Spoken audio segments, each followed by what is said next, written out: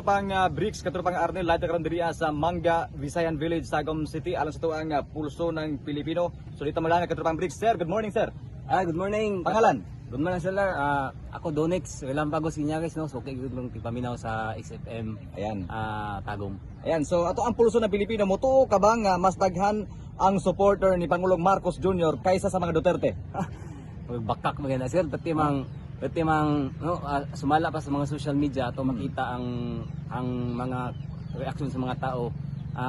Mga emoji pa lang sir kanang hahaha o kanang katawanan nga reaction sir, pati yung naghanap gamay lang yung porsyento gani na ako'y amigo gabi sa Cebu nga nag-comment ingon siya sa ilaha at least 1% na lang daw ang 1% na lang daw ang supporters ni Pangulong Marcos dito.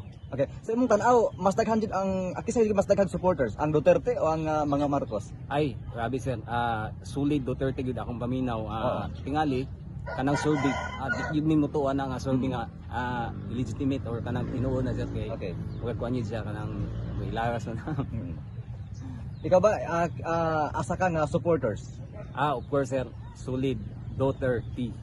Yan. So sa imong tan-aw mas daghan supporters ang Duterte kaysa sa mga Marcos. Yes sir, mauna ako ang nakita no sa ako lang personal na opinion ako nakita sir masulig yun ang daghan yun ang naglab sa mga supporters ni Inday Sara Duterte atong Vice President. Ayan, so salamat sir sa imong reaction sir. So mo kato pang Bricks kato pang Arnel ang ato ang pulso ng Pilipino sumala pa ni sir nga usa ka bakak daw matud pa ang pagsulti nga daghang supporter si Pangulong Marcos Jr. ikumpara matud pa sa mga Duterte o iya giba matud-an nga isa pud siya sa mga supporters sa mga Duterte. Christopher po, dati na akong na-stroke. Sobrang hirap. Kaya ngayong okay na ako, dobleng ingat na. Tinigil ko ang bisyo. With healthy diet and exercise, subok ko na. Malaking tulong din ang Santon Plus Gold araw-araw.